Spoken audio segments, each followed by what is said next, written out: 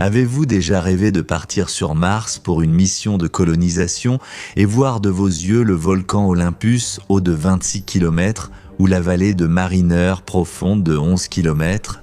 Que ressentirait-on en étant plongé 6 mois dans une tempête de poussière planétaire impénétrable? Si ces perspectives ne vous tentent pas, imaginez au moins ce que ressentent les corps métalliques des rovers martiens qui, par la volonté des agences spatiales, se sont retrouvés à la surface de notre voisin rouillé. En ce moment même, Mars est activement étudié par 2 appareils, Curiosity et Perseverance. Les autres restent figés pour toujours dans les dunes de la planète rouge, simples ferrailles inutiles. Malgré l'étude active de Mars, nous ne pouvons toujours pas dire avec certitude s'il y a eu de la vie sur cette planète. Peut-être qu'elle existe encore aujourd'hui. Si c'est le cas, à quoi pourrait-elle ressembler? Pour tenter de répondre à ces questions, parcourons les découvertes inhabituelles et uniques faites par les appareils mentionnés. Que peuvent-elles nous révéler? Commençons par examiner les particularités du relief martien. Curiosity, en forant des roches sédimentaires dans le cratère Gale en 2023, a découvert un réseau de petites fissures. C'est une preuve directe que la planète était autrefois un endroit assez humide. La roche où ces formations ont été trouvées s'appelle Panthers. Existe-t-il des endroits similaires sur Terre? Bien sûr, on peut en trouver partout, car en fait, il s'agit simplement de boue argileuse ordinaire qui a séché avec le temps. On peut particulièrement souvent voir un relief ressemblant à des morceaux, comme une couverture patchwork, c'est-à-dire composée de fragments fissurés dans les déserts des pays du sud aride. Quelle conclusion tirer de cette découverte? Absolument logique. Là où il y a de l'eau, il peut aussi y avoir de la vie. De plus, les images prises par la caméra Iris de l'orbiteur Mars Reconnaissance Orbiter en 2024 témoignent de la présence de fissures et de motifs plus globaux dans de très nombreux endroits sur Mars. Les scientifiques expliquent cela par le comportement de la glace située sous la croûte. Selon la saison, elle se dilate ou se contracte, ce qui fait que le sol se fissure et se divise en fragments. Certaines hypothèses confirment l'existence de cycles climatiques. Sur Mars, ce n'est que la partie émergée d'un immense iceberg. Après la découverte bien connue des myrtilleuses martiennes, de nombreuses pierres et formations uniques ont été trouvées. Que dire du squelette de poisson découvert par Curiosity dans le cratère Gale? N'est-ce pas là une autre preuve du passé humide de Mars et de la possible existence d'une forme de vie, même primitive? Précisons, ne soyez pas surpris par la diffusion progressive des informations dans les médias. Il faut prendre en compte que les photos et les échantillons envoyés par les rovers martiens sont décryptés progressivement, mais dès que les scientifiques traitent les données, le public en est immédiatement informé. Revenons au squelette de poisson. Que peut-on dire de cet artefact? En explorant la surface du cratère Gale, le rover a envoyé une photo étonnante. On y voit une pierre extrêmement étrange avec des pointes acérées très semblables à des arêtes de poisson. Si l'on ajoute à cela les conclusions selon lesquelles de nombreuses vallées sur Mars sont le lit d'anciennes rivières et les cratères les plus profonds sont les bassins d'anciens lacs asséchés, alors le puzzle commence peu à peu à s'assembler. Comment les astroarchéologues décrivent-ils cette découverte? Les spécialistes affirment tous d'une seule voix qu'aucun rover martien n'a encore découvert d'artefacts plus étranges dans toute l'histoire de l'exploration de Mars. Impossible de contenir son imagination devant cette pierre. Certains voient un poisson fossilisé, d'autres des branches de sapin, d'autres encore un objet artificiel. Peut-être s'agit-il d'un dragon que Daenerys, la née de la tempête, n'a pas eu le temps d'élever. Passons des rêveries aux faits et poursuivons la présentation des dernières découvertes des rovers martiens. Y en a-t-il parmi elles qui indiquent indirectement la présence d'une vie passée, autrefois florissante sur cette planète? On peut considérer comme telles les molécules organiques trouvées dans des échantillons de dépôts argileux, précisément ceux qui se sont très probablement formés en présence d'eau. Parmi les composés organiques découverts par Curiosity, d'ailleurs, Perseverance en a trouvé des similaires dans le cratère G0. On y trouve des thiophènes, du propane et du benzène qui contiennent du carbone, éléments de base de la vie sous les formes qui nous sont familières. Pourquoi les scientifiques ne voient-ils pas cette découverte comme une preuve certaine que Mars a déjà abrité la vie? En fait, l'organique n'est pas toujours synonyme de vie. Elle peut aussi se former à la suite de processus non biologiques. Cependant, cette découverte prouve qu'il y a plusieurs milliards d'années, des conditions chimiques potentiellement favorables à l'apparition de la vie existaient sur la planète rouge. Les analyses d'échantillons que les scientifiques attendent avec impatience concernent des fragments de roches obtenus lors du forage du delta d'une ancienne rivière, découvert par le rover Perseverance dans le cratère G0. L'appareil a prélevé environ 20 échantillons de sol à l'aide d'une mini-perceuse qui ne pénètre que 6 cm sous la surface de Mars. Mais ces carottes sont inestimables pour la science terrestre. Quelle découverte sensationnelle les astroarchéologues attendent-ils de ces échantillons? Dans le cratère G0, il y a une zone appelée la cascade Chiava, c'est précisément de là que ces échantillons ont été prélevés. Préliminairement, on a découvert dans les roches des carbonates, des sulfates et d'autres dépôts qui témoignent encore une fois d'un environnement aquatique lors de leur formation, mais le plus important, ce sont les molécules organiques. Perseverance est équipé d'instruments innovants qui ont identifié dans le sol des structures rappelant fortement des traces de vie microbienne. Biologiquement, ce n'est pas confirmé et les échantillons restent à étudier, donc nous attendons les résultats. En réalité, ils n'apparaîtront que dans quelques années. Imaginez que vous pilotez un rover martien. Quel son accompagnerait de votre mission? Ce serait à peu près comme ceci.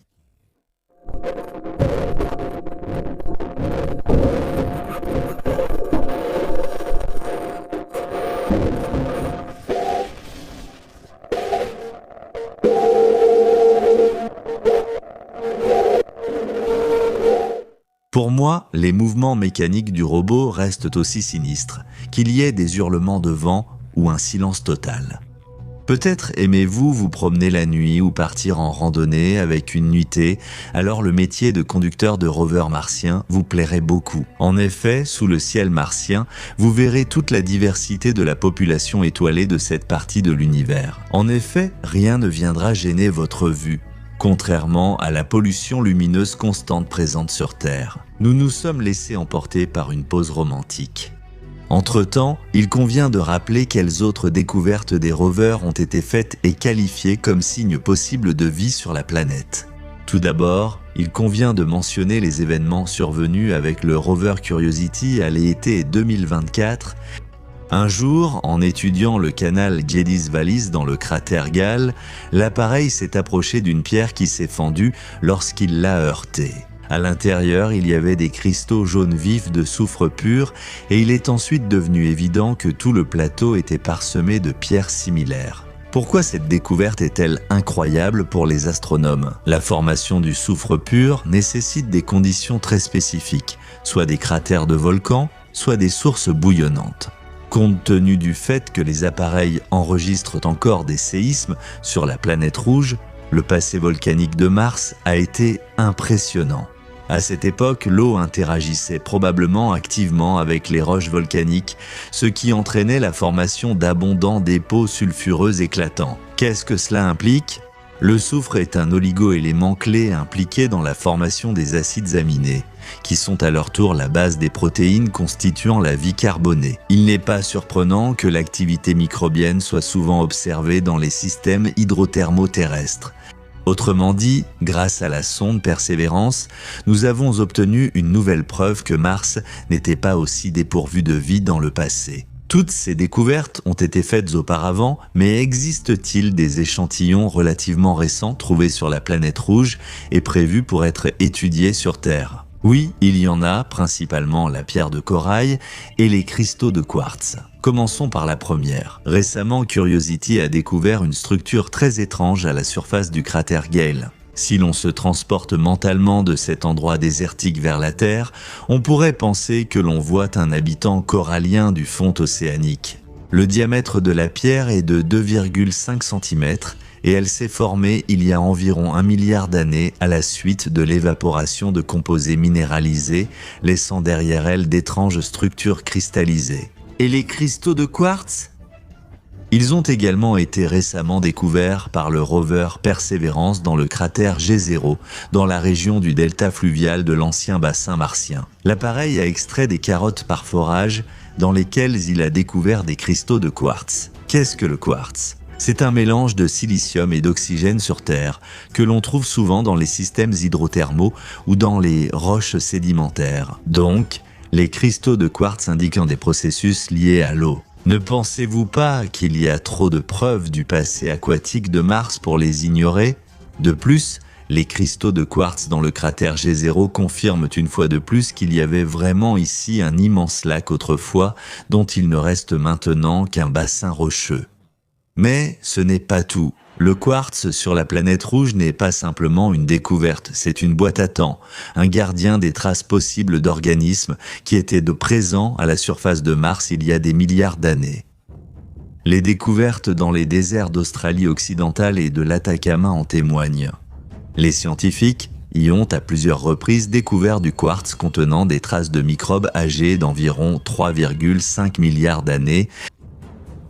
On peut s'attendre au même des artefacts martiens quand les carottes seront analysées sur Terre. Si des microfossiles sont découverts dans les cristaux de quartz, cela deviendra la première preuve incontestable d'une vie passée sur Mars.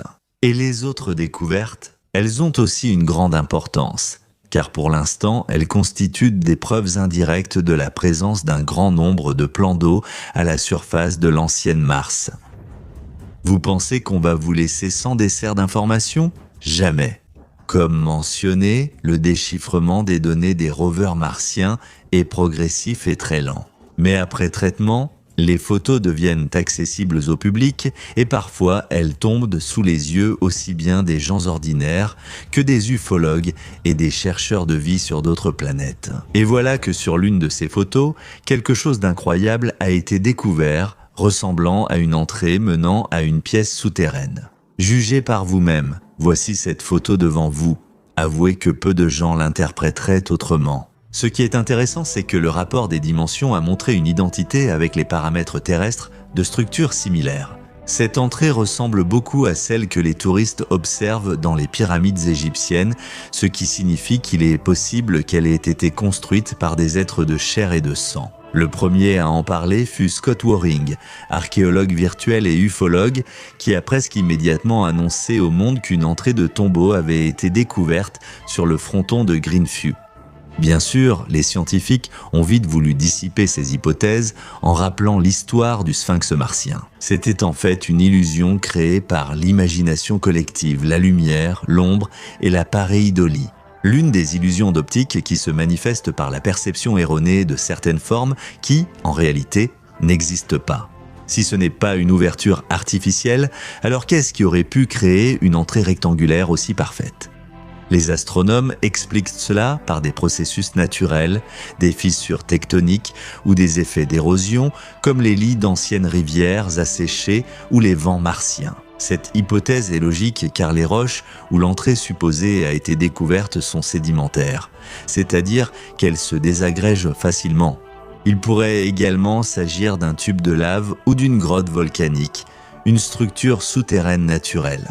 Y a-t-il d'autres raisons de réfuter l'hypothèse selon laquelle l'objet sur la photo serait d'origine artificielle ?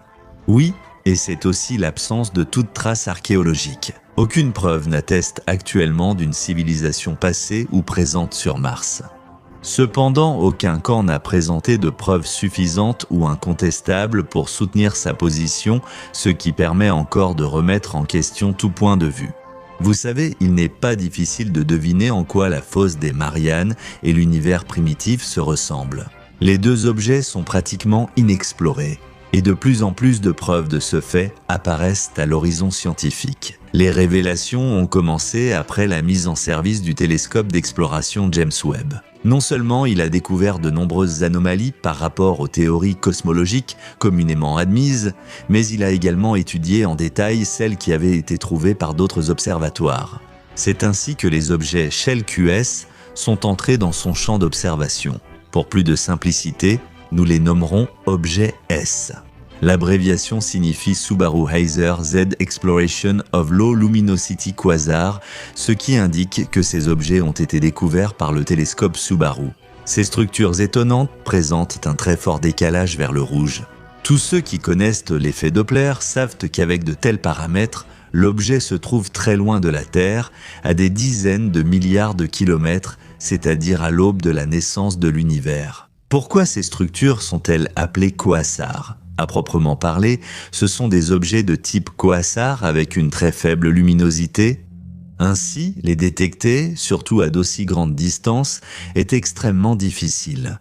Mais le télescope Subaru y est parvenu lorsqu'il surveillait une vaste zone de l'espace profond. À ce moment-là, son objectif visait précisément des objets à fort décalage vers le rouge, donc très éloignés de nous. Après un certain temps, James Webb s'est intéressé à ces structures mystérieuses et a mené des observations plus précises pour définir leurs caractéristiques. Imaginez, la lumière de ces objets a voyagé des milliards d'années jusqu'à nous. Il est donc possible que nous ne voyions aujourd'hui que les ombres de mort cosmique. Je me demande quels sons ils produisaient, peut-être ceux-ci.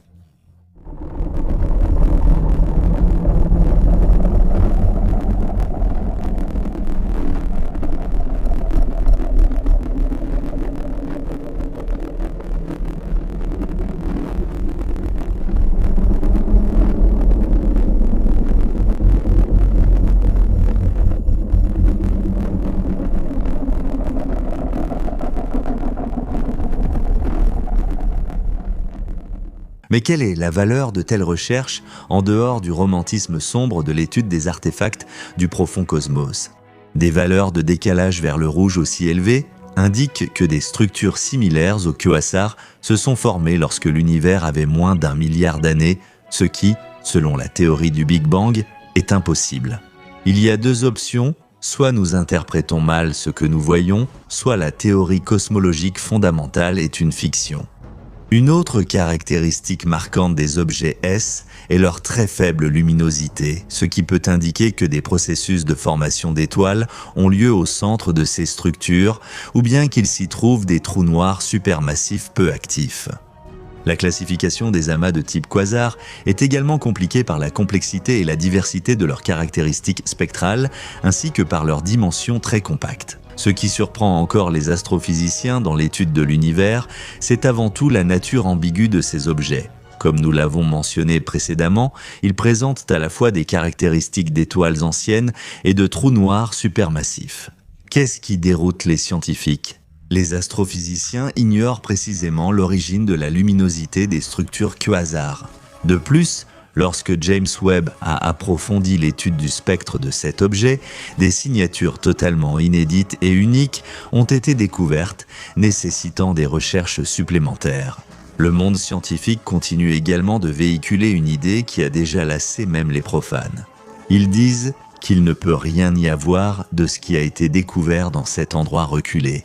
Nier la présence des objets S dans l'univers primitif revient à ignorer l'évidence, car les observations des télescopes Subaru et James Webb sont irréfutables. Quelle pensée traverse l'esprit des éminents scientifiques ? Lorsqu'ils parcourent d'énormes volumes d'informations scientifiques concernant les objets S, beaucoup voient leur lien avec les anciennes énigmes cosmologiques. Par exemple, avec des structures appelées Little Red Dots ou petits points rouges. Ce sont également des objets compacts à décalage vers le rouge qui sont apparus au cours du premier milliard et demi d'années de la vie de l'univers. Dans ce contexte, les scientifiques dévoient un indice de l'existence des trous noirs primordiaux. Qu'est-ce que c'est ? Selon les théories, ces objets, contrairement aux trous noirs stellaires qui sont le stade final de l'évolution des étoiles supermassives, se sont formés dans les tout premiers instants de l'existence de notre macro-univers. Cependant, leur apparition demeure mystérieuse. Comment les fluctuations de densité sont-elles apparues dans le plasma chaud et qu'est-ce qui a déclenché ce processus ? Il n'existe pas encore de réponse satisfaisante à ces questions et bien d'autres. À l'heure actuelle, on considère que le mécanisme d'apparition et de formation des trous noirs primordiaux est à peu près le suivant. Dans l'univers primitif, la densité de la matière était incroyablement élevée, mais elle n'était pas uniforme. Puisque l'univers a commencé à s'étendre immédiatement après l'explosion, les fluctuations quantiques se sont considérablement amplifiées et pouvaient créer des régions où la densité de la matière était extrêmement élevée. Ainsi, lorsqu'elle dépassait le seuil critique, la structure de l'espace s'effondrait simplement sous l'effet de sa propre gravité. C'est ainsi, selon les hypothèses modernes, que sont apparus les trous noirs primordiaux sans la participation d'étoiles massives. Quelles sont les masses des trous noirs primordiaux ? On pense qu'elles pouvaient aller d'une masse similaire à celle de la Lune ou de la Terre jusqu'à des millions de fois celle du Soleil selon les conditions de formation. Il se pourrait même qu'il y ait eu des trous noirs de plusieurs milliards de soleils, mais cela reste supposé car aucune preuve évidente n'existe encore. Revenons aux objets S. Comment peuvent-ils être liés aux trous noirs primordiaux et à d'autres anomalies étonnantes de l'univers ? Une certaine similitude dans la taille et le degré de décalage vers le rouge entre les petits points rouges et les objets S amène les scientifiques à penser qu'ils pourraient avoir une origine commune. Ce qui à son tour les relie indirectement aux vortex spatiaux primordiaux mentionnés précédemment. Quoi qu'il en soit, l'étude plus approfondie de telles structures, possédant des masses incroyables et des tailles relativement compactes, permettra de jeter un regard sur l'époque de l'aube cosmique et de comprendre les processus mystérieux à la base de l'apparition de l'univers. Par exemple, que nous apporte la découverte d'éléments lourds dans les objets S ou dans des objets similaires. Cela peut indiquer que les blocs de construction pour la formation des planètes, et peut-être même de la vie, sont apparus bien plus tôt que nous ne le pensions. Cela impliquera sûrement une révision des modèles cosmologiques, mais ce processus est désormais irréversible. Au minimum, selon l'étude des objets S, il faudra adapter les théories de formation des galaxies si ces structures abritent des régions de formation d'étoiles ou des trous noirs supermassifs. Y a-t-il un lien entre ces objets et la recherche de biosignatures ? Pas directement, mais oui. Il est tout à fait possible que des molécules organiques s'y soient découvertes dans le spectre, qui seront ensuite transportées vers différents endroits de l'univers. Voilà donc l'une des théories de l'origine de la vie, la panspermie. Que faire s'il s'avère que les Shell QS sont directement liés aux trous noirs primordiaux ? Ce serait une découverte révolutionnaire permettant d'expliquer partiellement le phénomène de la matière noire et son rôle dans la croissance anormalement rapide des galaxies de l'univers primitif. Les destructeurs de la cosmologie sont visiblement plus nombreux. Aux côtés des petits points rouges à l'arrière-garde, on trouve aussi les objets S. La question finale est, à quoi pourraient ressembler exactement les Shell QS ? Écartons les spéculations théoriques et paramètres physiques ennuyeux pour imaginer les types d'objets réels. Par exemple, il pourrait s'agir de quasars enveloppés de nuages de poussière si denses qu'ils absorbent complètement le rayonnement optique et ultraviolet. Ainsi, ils ne sont visibles que dans le domaine infrarouge. C'est précisément pour cette raison que ces objets ont été découverts par le télescope James Webb. Au cœur de cette masse poussiéreuse se trouve un noyau galactique actif avec un trou noir massif. En tout cas, 9 des 13 études ont montré que les objets S ressemblent exactement à cela. La deuxième option concerne les galaxies compactes, dont la vitesse de formation des étoiles est impressionnante. Cependant, ces formations s'épuisent vite et deviennent passives, ce qui fait que nous avons eu beaucoup de chance de les observer actives. La troisième option est un stade intermédiaire de l'évolution. Qu'est-ce que cela signifie ? En pratique, les objets S peuvent être un maillon évolutif entre les Little Red Dots et les quasars classiques. Et encore une fois, l'astronomie terrestre a de la chance. Il n'est pas fréquent d'observer des formes intermédiaires d'objets. Et enfin, la dernière hypothèse repose sur la découverte de signatures chimiques uniques dont nous avons parlé au début de la vidéo. Cela place Shell QS parmi les artefacts cosmiques les plus rares, dotés de propriétés chimiques extraordinaires. C'est sans doute l'option la plus mystérieuse, voire inquiétante, car l'inconnu suscite toujours des craintes. Cependant, notre analyse basée sur des données superficielles néglige de nombreux aspects importants, ce qui peut entraîner des surprises inattendues. Par exemple, que se passera-t-il si, au cours de l'étude, les objets S manifestent des propriétés physiques inexplicables, présentent des caractéristiques spectrales inhabituelles, révèlent des schémas d'émission inattendus ou des signaux radio anormaux? Comment interpréter le comportement des objets dans ce cas ? Seul le temps pourra répondre à ces questions, car la recherche se poursuivra également en 2026. Nous espérons qu'elles préciseront le rôle de Shell QS approfondiront leur spectre et détermineront leur influence sur la rayonisation de l'univers. Aimez-vous voyager et faire des excursions ? Quelle destination préférez-vous ? Un banc dans le parc de la rue voisine ou des vols réguliers vers l'Australie ? Si vous vous reconnaissez dans ce deuxième scénario, cette vidéo est pour vous. Partez loin pour vous immerger réalistement dans le monde figé de la planète naine Pluton. Peu importe qu'il ait été exclu de la liste des planètes du système solaire. Ce fait n'a en rien diminué l'attrait de cet astre lointain et pratiquement inexploré.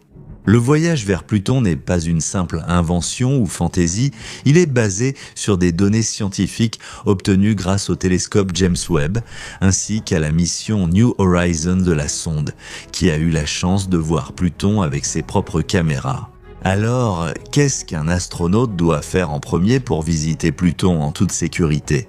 Laissons de côté les détails et les petites choses, comme la distance incroyable, la forte radiation cosmique et l'absence de capacité technique. Supposons que nous ayons tout cela. Donc, la seule chose dont l'astronaute a besoin, c'est d'une combinaison spatiale ultra résistante, sans laquelle il ne pourrait pas survivre. Dans ce désert glacé, perdu dans le vide spatial, il n'y a rien à faire. Deuxième question, où atterrir ? C'est sans doute la région Tombaugh ou cœur de Pluton, car c'est l'endroit le plus étudié de cette planète naine. L'immense espace d'un diamètre de 2300 mètres ressemble vraiment à un énorme cœur. La région est délimitée par deux chaînes de montagnes glacées, Norgay et Hillary, entre lesquelles se trouve la plaine Sputnik. En fait, c'est un site d'atterrissage idéal pour un module, car il n'y a ni cratère ni irrégularité significative. Mais avant d'y atterrir, posons-nous une autre question. Pourquoi cette région est-elle tellement plus claire que les autres ? Peut-être que cette teinte si brillante cache un danger pour l'invité de la planète ? Selon les dernières données, la plaine Sputnika est un objet relativement jeune, formé il y a environ 100 millions d'années à partir d'azote gelé ainsi que d'oxyde de carbone et de méthane. On pense que la plaine Sputnika est apparue par convection ou par expansion thermique. Selon une autre version, ce serait un ancien cratère d'impact progressivement rempli. Quelle que soit la façon dont cette région s'est formée, elle est relativement sûre, c'est pourquoi nous allons y atterrir. Qu'éprouvera un astronaute en sortant du module d'atterrissage sur la surface de Pluton ? Les premières sensations seront probablement similaires à de l'euphorie. En effet, en raison de la gravité extrêmement faible, qui ne représente que 6% de celle de la Terre, le poids d'une personne sur cette planète naine sera réduit de 16 fois. Vous pourrez ainsi sauter de 10 à 20 mètres sur place et sans élan, telle une sauterelle bipède. Ce sera un peu comme séjourner sur la Lune, sans la poussière et avec des sauts bien plus spectaculaires. En effet, dans de telles conditions physiques, cela représente quelque chose entre l'apesanteur et le vol. D'ailleurs, la descente vers la surface plutonienne sera également très douce et lente. Et si votre combinaison spatiale était endommagée juste après l'atterrissage, les conséquences seraient catastrophiques. Le sang de l'astronaute bouillirait aussitôt à cause de la très faible pression. En effet, l'atmosphère sur Pluton est 1000 fois plus ténue que celle au sommet de l'Everest et sa pression atteint à peine 10 microbars. En d'autres termes, cette petite planète aux confins du système solaire n'a pratiquement pas d'atmosphère, c'est presque le vide total. Et qu'en est-il de la température extrêmement basse qui, selon les sondes et les télescopes, approche du zéro absolu? L'astronaute ne la ressentira-t-il vraiment pas? Même dans une combinaison spatiale ultra-moderne extrêmement complexe et méga technologique, un homme sur Pluton ressentira quand même un froid mortellement glacial, car il sera exposé à une température énergétique de moins 230 degrés Celsius. Les doigts, le nez, les extrémités gèleront de façon perceptible et aucun système de chauffage n'y pourra rien changer. Peu à peu, l'organisme s'habituera à ces sensations et l'astronaute commencera à observer ce que l'intrus inattendu découvrira autour de lui. La majeure partie de la surface de Pluton dans la région de Tombaugh est recouverte d'un mélange de glace de monoxyde de carbone, d'azote et de méthane. Parfois, elle est d'un blanc éclatant et à certains endroits, elle est rougeâtre brunâtre. Surtout là où, grâce aux rayons cosmiques, se forment des substances appelées tholines. À ce moment-là, le cosmonaute pense pour la première fois à l'océan sous-glaciaire de Pluton. En effet, en regardant sous ses pieds, il verra une surface lisse avec des motifs similaires à ceux qui ornent les lacs terrestres en hiver. Selon les recherches, ces motifs sont dus à la convection de la glace quand des masses chaudes remontent et renouvellent la surface. Il est intéressant de se demander si une forme de vie pourrait exister dans l'océan sous-glaciaire de Pluton dont le liquide serait assez chaud. À la surface de l'astre ? Toute forme de vie est peu probable en raison du froid extrême, de l'atmosphère ténue et d'un niveau de radiation monstrueux. Mais dans l'océan sous la surface, il pourrait bien y en avoir par analogie avec un plan d'eau similaire sur Europe. Sous la croûte de Pluton, épaisse de 300 km, il existerait un océan d'eau liquide et d'ammoniac jouant le rôle d'antigel. Quel monstre pourrait-on y trouver ? Il pourrait probablement n'y vivre que des extrémophiles comme dans les glaces de l'Antarctique. La vie sous ses formes les plus primitives pourrait également être trouvée dans les cryovolcans de Pluton, mais seulement sous forme de virus résistants au froid ou d'organismes à base de silicium sans équivalent sur Terre. Cependant, ce ne sont que des théories. Pour l'instant, ni Nouveaux Horizons ni James Webb ne confirment le moindre signe de vie détecté sur Pluton. Mais avons-nous oublié les sons ? Peut-on en entendre dans ce désert mort ? Il est possible qu'on puisse entendre le hurlement du vent sur Pluton,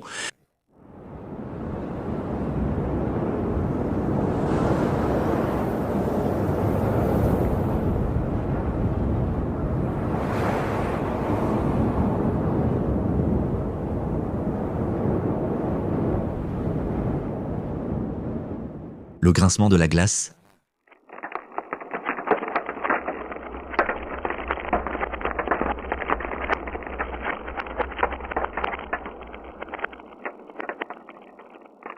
ou le craquement à peine audible des rayons cosmiques traversant invisiblement l'espace non protégé par une atmosphère.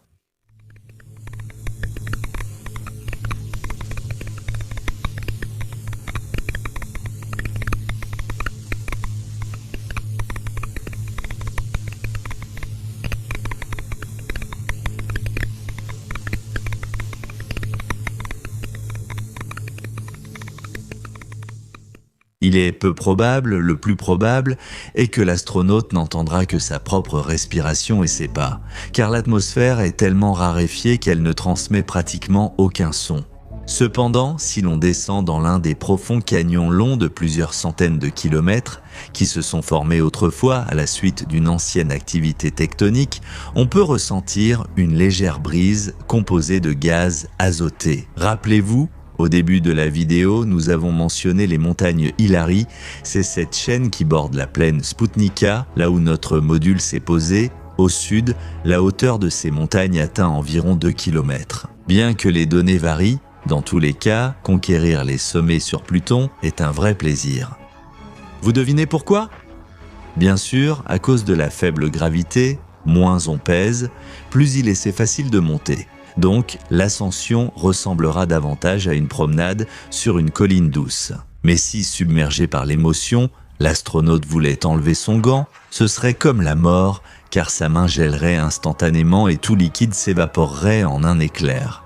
Mais tous ces dangers sont largement compensés par la vue qui s'offre depuis le sommet. Depuis la crête Hillary, on voit parfaitement les plaines immaculées de Sputnik, les fontaines gelées des cryovolcans, qui émettent périodiquement une mort infernale, et aussi la région de Cthulhu qui a étendu autour d'elle ses tentacules noirs et rouillés, ce qui la fait vraiment ressembler à un monstre de Lovecraft.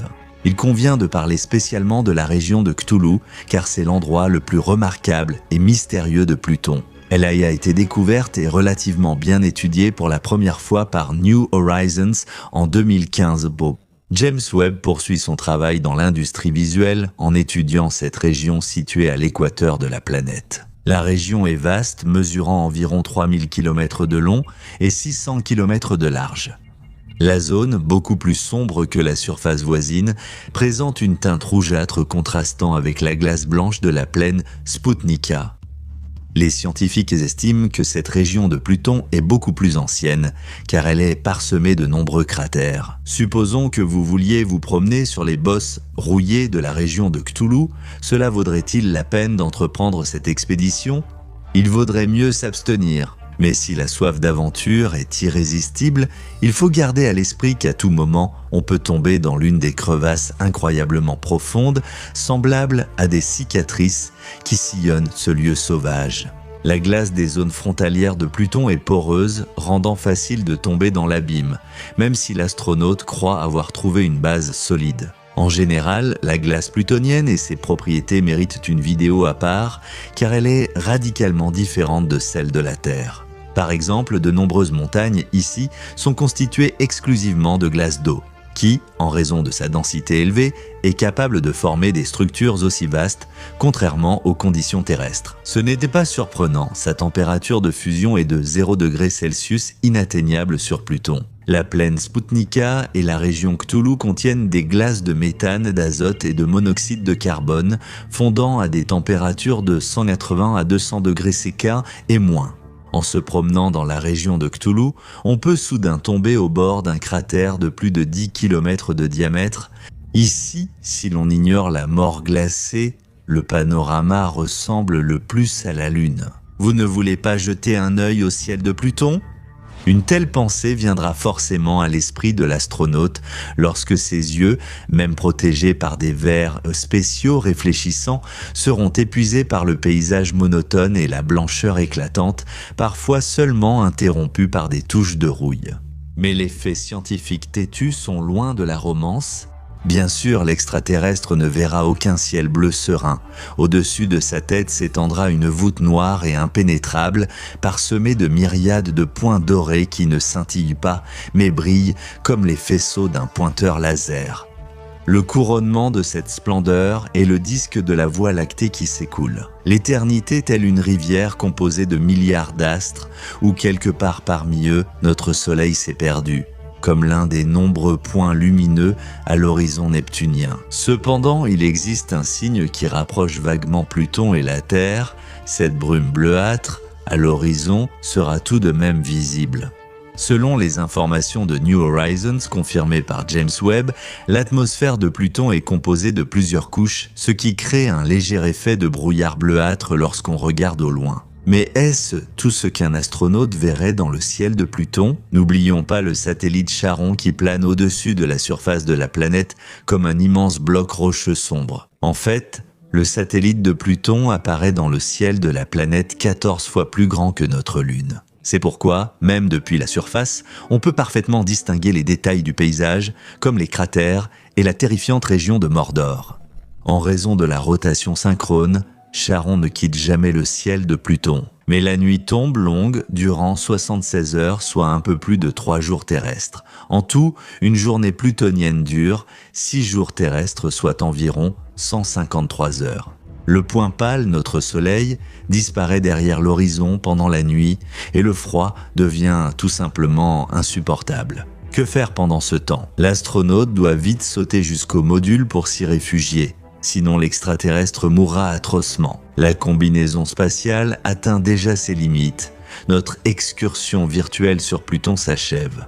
L'astronaute ressent de la fatigue, non seulement physique à cause du froid et de l'activité prolongée, mais aussi mentale en raison de l'isolement total dans un environnement étranger. Pensez-vous qu'un tel voyage sera bientôt possible lorsque nous verrons le monde glacé de Pluton, rempli d'anciens mystères et d'un silence mortel, où il faudrait des millions d'années pour remarquer le mouvement des dunes de glace? Partagez vos impressions, n'oubliez pas de vous abonner à notre chaîne et faites attention à la date et à l'heure auquel vous êtes tombé sur cette vidéo. C'est important et peut symboliser des événements majeurs à venir. Notez la date et l'heure pour vérifier plus tard la signification de ces chiffres. Dans la vie, il y a des hasards déterminants.